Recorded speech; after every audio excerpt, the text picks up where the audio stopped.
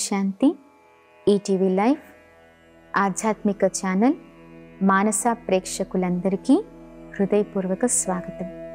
ఈరోజు మనం ఒక మంచి విషయం గురించి తెలుసుకుందాం. అది త్యాగం. త్యాగం అనేసరికి అందరికీ చాలా మహాత్ములు, గొప్పవాళ్ళు గుర్తొస్తూ ఉంటారు.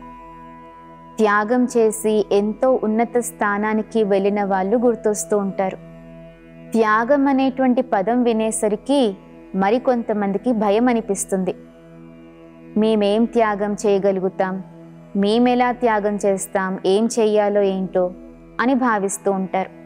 నిజానికి త్యాగం అనేటువంటి పదం యొక్క అసలైన అర్థం, ఆధ్యాత్మిక రహస్యం, వాస్తవమైన సత్యం గనక తెలుసుకుంటే ఈ త్యాగం అనేది మనమందరము చేయాల్సిన పనే అనేది మనకి అర్థమవుతుంది.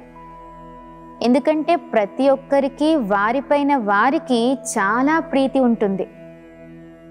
నేను ఉన్నత స్థానాలకి వెళ్ళాలి, నన్ను అందరూ గుర్తించాలి అని చాలా ప్రీతి ఉంటుంది. సెల్ఫ్ పైన చాలా అభిమానం ఉంటుంది. నేను ఎవరి అవమానము పొందకూడదు, నేను చాలా గౌరవంగా జీవించాలి అని ఎవరికి ఉండదు? అందరికీ ఉంటుంది. కానీ అవన్నీ మనము చెయ్యాలన్నా, మనం పొందాలన్నా త్యాగం కూడా చాలా అవసరమే. అయితే త్యాగం అనేది ఏంటి అసలు? ఏ విషయాల్లో త్యాగం చేయాలి? దేన్ని త్యాగం అంటారు? సత్యమైన త్యాగం ఏంటి?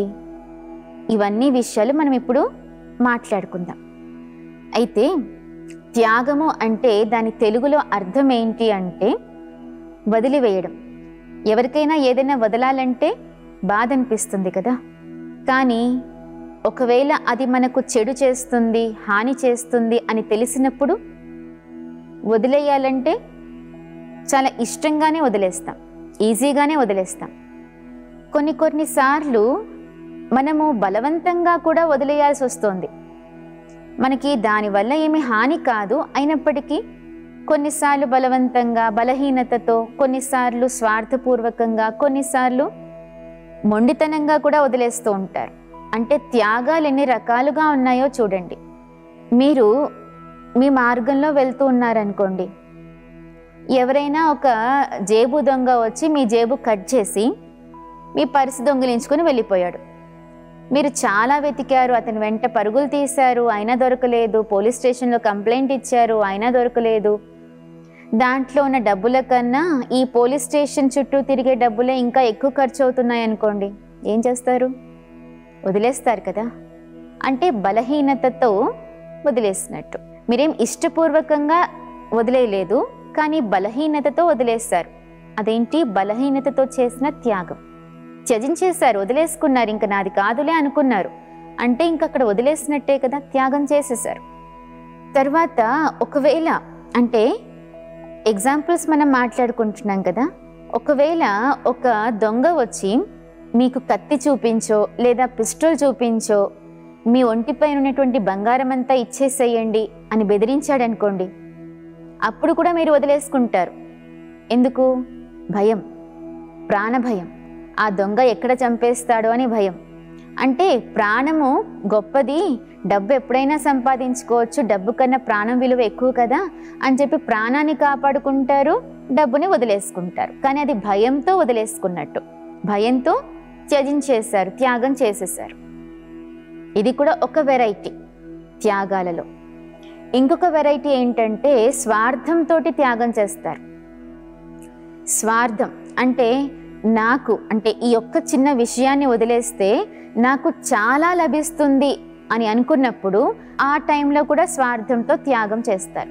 ఇప్పుడు టెంపరీగా ఈ చిన్న విషయాన్ని వదిలేస్తే నాకు చాలా ప్రాప్తి లభిస్తుంది, చాలా సంపదలు లభిస్తాయని తెలిసిందనుకోండి, టెంపరీగా ఆ విషయాన్ని వదిలేసుకుంటారు. అది స్వార్థపూర్వకంగా త్యాగం చేసినట్టు. తర్వాత ఇంకా కొంతమంది ఏంటంటే బలహీనతలతోటి త్యాగం చేస్తారు. అంటే ఎదుటివారి బలహీనత కావచ్చు, లేదా వారి బలహీనత అయినా కావచ్చు. ఇంట్లో ఒక వ్యక్తి ఉన్నాడనుకోండి, ఆ వ్యక్తి యొక్క భార్య రోజు ప్రతి నెల కొత్త చీర కావాలి అని చాలా సతాయిస్తూ ఉందనుకోండి, అప్పుడు ఆ వ్యక్తి ఏం చేస్తాడంటే ఇంటిని, భార్యను అన్నిటినీ త్యాగం చేసేసి అడవుల్లోకి వెళ్ళిపోతాడు, సన్యాసం తీసుకుంటాడు. అంటే అక్కడ ఏంటి, ఈ సన్యాసం తీసుకోవడంలో, వీటిని వదిలేసేయడంలో ఇతని బలహీనత ఉంది. ఎందుకు నాకు ఈ జంజాటాలన్నీ, నేను ఎలాగో తీసుకొని రాలేను అని చెప్పి ఇతని బలహీనత ఉంది, ఆమె బలహీనత ఉంది. కోరికలు ఎక్కువైపోయి చీరలు కావాలి, నగలు కావాలి, ఇవన్నీ అడుగుతూ ఉంటే ఇంకా అతను అన్నీ వదిలేసుకొని వెళ్ళిపోయాడు. అంటే ఈ యొక్క త్యాగంలో ఏముందంటే బలహీనత కారణం చేత త్యాగం చేశారు. ఇక్కడ మీరు గమనించినట్లయితే ఇవన్నీ త్యాగాలే, కానీ ఇవన్నీ రజోగుణి లేదా తమోగుణి త్యాగాలు. అసలు వాస్తవమైన త్యాగం అనే దాని అర్థం ఏంటి అంటే, వ్యక్తి కావచ్చు, వస్తువు కావచ్చు, వైభవం కావచ్చు, పరిస్థితి కావచ్చు, ఏదైనా సరే దానిపైన మనకున్న అధికారాన్ని సమాప్తం చేసుకోవడం త్యాగం. దానిపైన మనకున్న అధికారాన్ని సమాప్తం చేసుకోవడం త్యాగం. మరి మనం సమాప్తం చేసుకుంటాము, కానీ తర్వాత మళ్ళీ దాని గురించి ఆలోచించామనుకోండి, అరే నిన్ను వదిలిపెట్టేశాను కానీ ఆ వస్తువు నా దగ్గర ఉంటే ఎంత బాగుండు, ఈ టైంలో నాకు టైంపాస్ అయ్యేది కదా, లేకపోతే నాకు ఉపయోగపడేది కదా, నేను అనవసరంగా వదిలిపెట్టేశాను అనే ఆలోచన చేశామనుకోండి, అది కరెక్ట్ త్యాగం కాదు. అంటే త్యాగం బయటికి కనిపించడానికి చేశాము, వదిలిపెట్టేశాము, కానీ లోపల మనస్సులో ఆలోచనలు పదే పదే నడుస్తున్నాయి. వాళ్ళు ఉంటే బాగుండు, ఆ వ్యక్తి నా దగ్గరే ఉంటే బాగుండు, లేదా ఆ వస్తువు నా దగ్గరే ఉంటే బాగుండు అనే ఆలోచనలు నడుస్తున్నాయంటే అదేమీ త్యాగం కాదు, అది రియల్ త్యాగం ఏమీ కాదు. త్యాగము అంటే వారి గురించి కానీ ఆ వస్తువుల గురించి కానీ మళ్ళీ మనము ఆలోచించకపోవడమే. అదే సతోగుణి త్యాగం, అదే కరెక్ట్ త్యాగం. సత్యమైన త్యాగం అంటే ఏంటి? సత్యమైన త్యాగము అంటే మనం ఏదైతే త్యజించేసామో, వదిలిపెట్టేశామో దాని గురించి మళ్ళీ మనము ఆలోచించకుండా ఉంటే అది నిజం. అయితే సర్వోన్నతమైన త్యాగము, అసలైనటువంటి ఉన్నతమైన త్యాగం ఏంటి అంటే వికారాలను వదిలిపెట్టడం. వికారాలు కామం, క్రోధం, లోభం, మోహం, అహంకారం, ఈ పంచ వికారాలు మనిషిని చాలా పతనం చేసేస్తూ ఉంటాయి. ఆధ్యాత్మిక భాషలో చెప్పాలి అంటే ఆత్మ యొక్క పతనం చేస్తాయి. ఆత్మ పూర్తిగా డ్రైన్ అయిపోతూ ఉంటుంది ఈ పంచ వికారాలతోటి. ఇవి మనకి చాలా నష్టం చేస్తాయి. అయితే ఈ కామక్రోధ, లోభమోహ, అహంకారాలలో మనము ఈ వికారాలు అంటారనమాట, వీటిని పంచ వికారాల్ని గనక త్యాగం చేసేస్తే మనిషి చాలా ఉన్నత శిఖరాలకు వెళ్తాడు. కానీ ఇవి మనకు ఏమి నష్టం చేస్తున్నాయో తెలిస్తే కదా త్యాగం చేసేది. కామ వికారం అనేది మన యొక్క దృష్టిని, వృత్తులను, అంటే ఆలోచన విధానాన్నే మార్చేస్తుంది. దీన్ని ఎప్పుడైతే మనం వదిలిపెట్టేస్తామో, అంటే వస్తువులపైన కావచ్చు, వ్యక్తులపైన కావచ్చు, దేనిపైనైనా సరే అలాంటి కోరికలు అనేటువంటి వికారాల్ని వదిలిపెట్టేస్తామో అప్పుడు మన మనస్సు చాలా ప్రశాంతంగా ఉంటుంది. అంటే మనం చేసిన త్యాగం దాని ప్రతిఫలం ఏంటి అంటే మన మనస్సు శాంతించడము. మనము శాంతిగా, సుఖంగా, ప్రశాంతమైన జీవితాన్ని గనక జీవించగలిగితే అప్పుడు ఆ వికారాన్ని త్యాగం చేశామని అర్థం. క్రోధం, కోపం అనే వికారం గనక త్యాగం చేస్తే ఇంకా మనకు ప్రతీకార భావన అనేదే రాదు.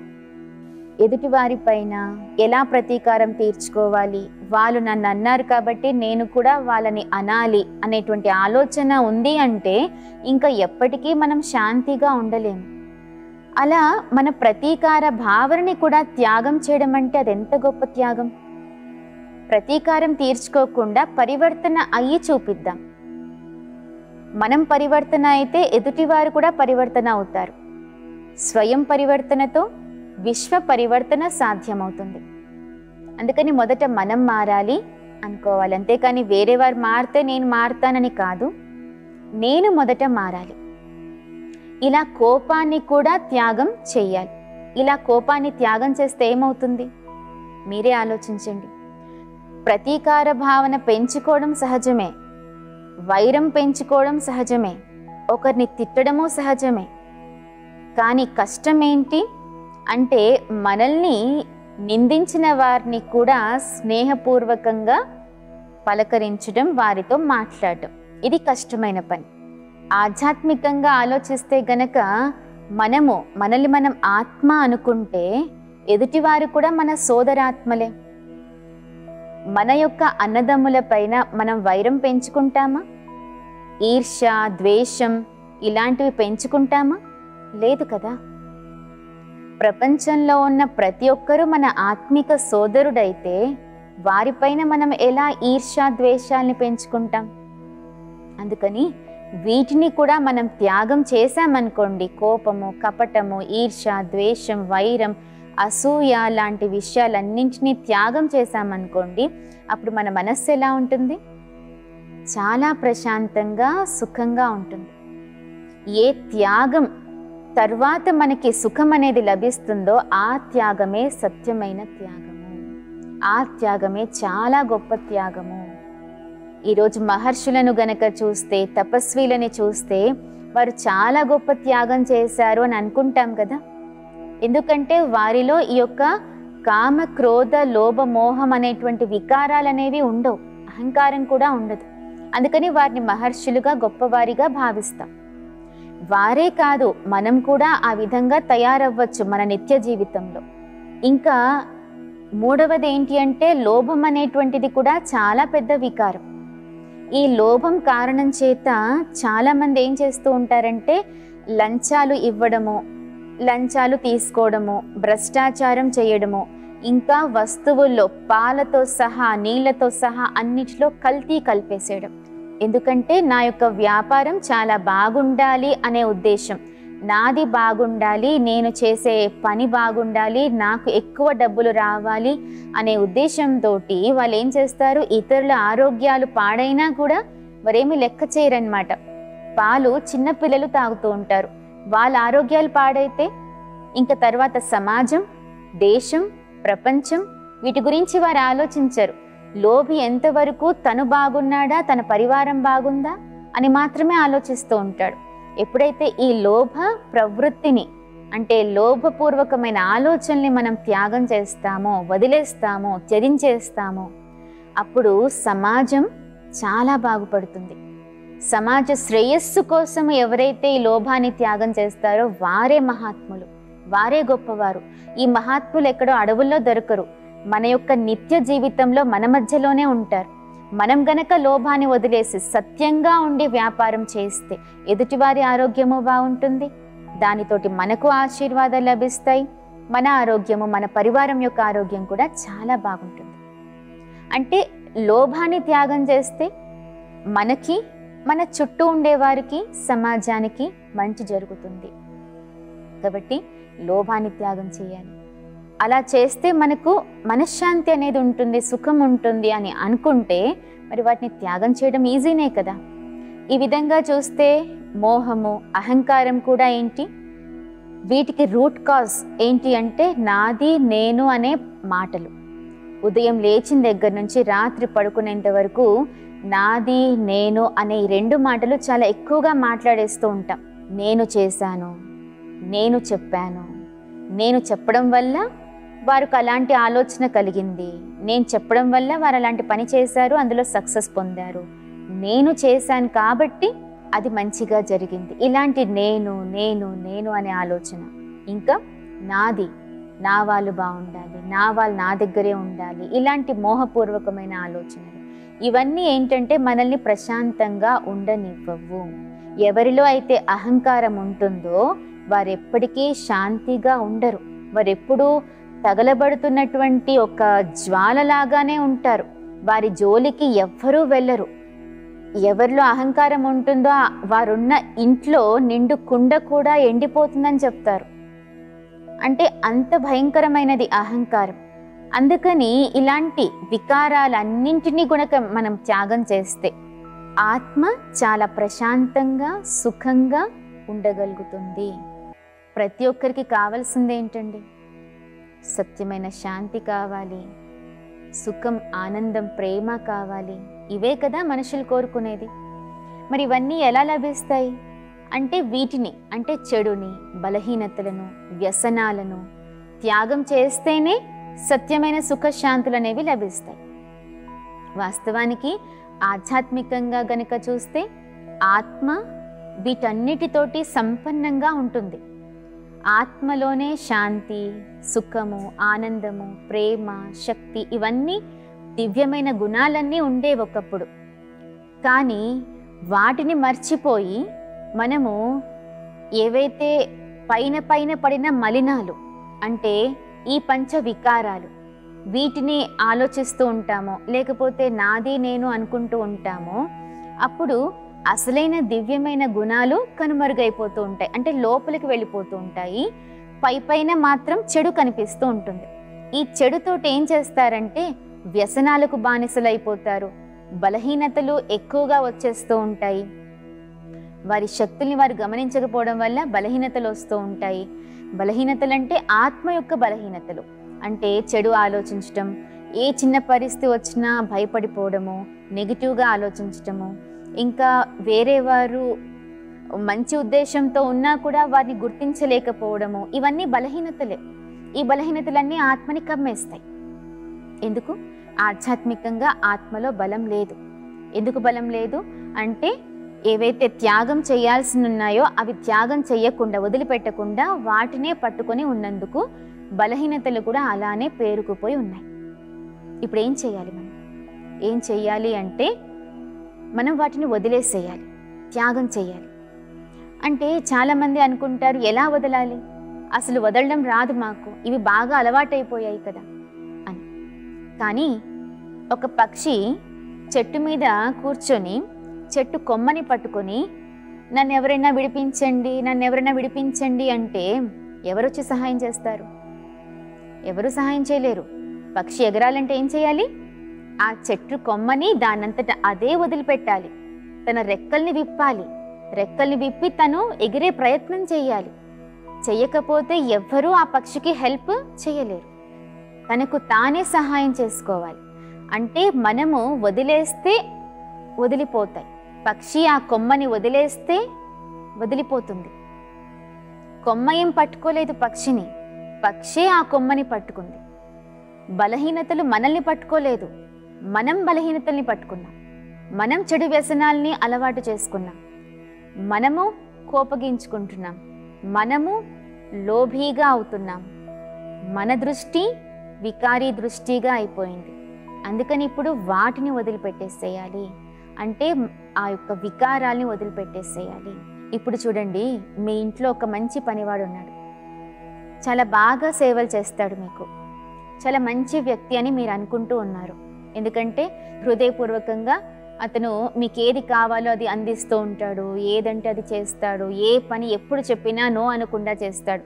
అలాంటి వారంటే యజమానికి ఇష్టమే ఉంటుంది కదా. కానీ ఒకానొక రోజున మీకు తెలిసింది ఆ పనివాడు మీ ఇంట్లో దొంగతనం చేస్తున్నాడు. చిన్న చిన్న దొంగతనాలే కావచ్చు, కానీ దొంగతనాలు చేస్తున్నాడు అనే విషయం మీరు గమనించారనుకోండి. అప్పుడు మరుక్షణమే ఆ పనివాడిని ఇంట్లో నుంచి పంపించేస్తారా? లేకపోతే మిగతావన్నీ మంచి గుణాలే కదా, పర్వాలేదులే ఉంచుకుందామని ఉంచుకుంటారా? కాదు కదా. ఇది ప్రాక్టికల్గా కూడా జరిగింది, చాలా చోట్ల జరుగుతూనే ఉంది. అంటే ఆ పని వాళ్ళు చాలా మంచిగా ప్రవర్తించిన తర్వాత దొంగతనాలు చేస్తున్నారంటే వెంటనే యజమానులు ఏం చేస్తారు? పంపించేస్తారు కదా. అయితే పోలీసులకు అప్పచెప్తారు, లేదా వాళ్ళ ముఖం కూడా చూడరు. అంటే అక్కడ ఏం చేశారు? చెడు జరుగుతోంది, హాని జరుగుతోంది వారి ద్వారా అని అర్థం చేసుకుంటే వెంటనే వాళ్ళను మరుక్షణమే పంపించేస్తారు. మరి ఇక్కడ మనలో ఈ వికారాలు అనేవి మనకు హాని చేస్తున్నాయా, మంచి చేస్తున్నాయా? ఈ చెడు వ్యసనాలు, బలహీనతలు ఇవన్నీ మనకు మంచి చేస్తున్నాయా, చెడు చేస్తున్నాయా? ఉదయమే లేవలేకపోవడము, రాత్రి ఎక్కువసేపు పడుకోకుండా ఉండడం, ఇవన్నీ చెడు పనులే, ఇవన్నీ వ్యసనాలే. సిగరెట్ తాగడము, బీడీ తాగడం ఇవే కాదు. ఇలాంటి ఏవైతే వ్యవహారంలో మంచివి కావో అవన్నీ చెడే. ఈ వ్యసనాలన్నింటినీ మనం వదిలిపెట్టకపోతే, అంటే ఇవి మనకు హాని చేస్తున్నాయని అర్థమైతే గనక వీటిని వెంటనే వదిలేస్తాం. కానీ ఆ హాని ఏం చేస్తున్నాయి, ఏం చెడు చేస్తున్నాయి మనకు అనేది అర్థం చేసుకోవాలి. అర్థం చేసుకుంటే వెంటనే వాటిని వదలగలుగుతాము. త్యాగం చేయగలుగుతాం. ఎప్పుడైతే ఈ పంచ వికారాలే కాదు, ఈర్ష్య, ద్వేషం, కోపం, అసూయ లాంటి పెద్ద పెద్ద కనిపించని వికారాలు కూడా మనలో చాలా ఉంటాయి. వాటన్నిటినీ గనక మనం త్యాగం చేస్తే మానవుడు ఎలా అయిపోతాడు? ఒక దేవత మాదిరిగా అయిపోతాడు. నరుడు నారాయణుడుగా అయిపోతారు. నారి లక్ష్మి సమానంగా అయిపోతుంది. కాబట్టి మనము చెడుని త్యాగం చేసి మంచిని వృద్ధి చేసుకుందాము. అలాని చెడు పైన మనమేం ప్రయత్నం చేయాల్సిన పని లేదు. మంచిని పెంచుకుంటూ వెళ్తే చెడు ఆటోమేటిక్గా వదిలి వెళ్ళిపోతుంది. అయితే ఇలా మనము గనక త్యాగం యొక్క వృత్తిని, అంటే త్యాగం యొక్క ఆలోచనలను పెంచుకున్నామనుకోండి, ఏం త్యాగం చెయ్యాలి? ఈ రోజు నుండి మనము ఒక ప్రతిజ్ఞ తీసుకుందాం. ఏమని అంటే, రోజు లేదా వారానికి ఒక్కసారైనా నేను ఒక వ్యసనము లేదా ఒక చెడు దానిపైన వర్క్ చేసి, శ్రమ చేసి దానిని వదిలిపెట్టేసేయాలి.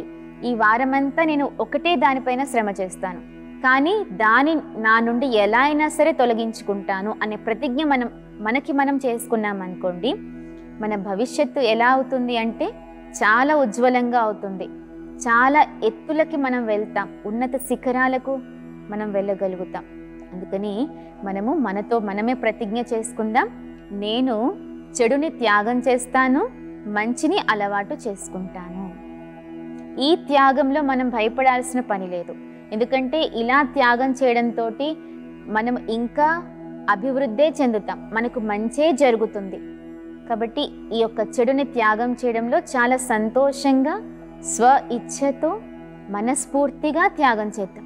ఎప్పుడైతే మనకి మనం త్యాగం చేస్తామో అప్పుడు దాని రిజల్ట్ చాలా బాగుంటుంది. స్వ ఇచ్ఛ లేకుండా ఎవరో చెప్పారు కదా అని త్యాగం చేయడం కాదు. మనం ఆలోచించి దానిపైన శ్రమ చేసి త్యాగం చేస్తే ఏం లాభమో అర్థం చేసుకొని త్యాగం చేద్దాం. అంటే మనము ఒకవేళ ఏ వ్యక్తికైనా ఆధీనమయ్యామనుకోండి, మోహం వశం కారణంతో, లేదా ఏ వస్తువుకైనా ఆధీనమయ్యామనుకోండి, అలాగ ఆధీనమైన తర్వాత దాని యొక్క రిజల్ట్ చెడు అర్థం చేసుకొని దాని నుంచి బయటపడడం కదా త్యాగం. దాని నుంచి మనం బయటపడడం అనేది ఎలా? అదొక పెద్ద శక్తి అన్నమాట. శక్తి మనలోనే ఉంది, మనం దాన్ని సాధించవచ్చు ఆధ్యాత్మిక శక్తితోటి. కాబట్టి దీన్ని మనము సాధిద్దాము. ఇంకా మనలో ఉండే చెడునంతా వదిలేద్దాం, మంచిని అభ్యాసం చేద్దాం. ఇప్పుడు ఈరోజు మనము ఈ యొక్క మంచి విషయాన్ని గురించి అర్థం చేసుకున్నాం కదా, త్యాగము అని. కాబట్టి త్యాగం గురించి ఇప్పుడు మనం భయపడాల్సిన అవసరం లేదు. చాలా సంతోషంగా మనం త్యాగాలు చేయొచ్చు. ఎవరికైనా అందులో సుఖం ఉంది అంటే మనము ఆ విషయాన్ని త్యాగం చేస్తే చాలా మంచిదే కదా. అందుకని మనము తప్పకుండా త్యాగం చేసి ఉన్నత శిఖరాల్ని అధిరోహిద్దాం. మరొక రోజున మరొక ఎపిసోడ్లో మంచి అంశంతో కలుద్దాము. అప్పటి వరకు సెలవు. ఓం శాంతి.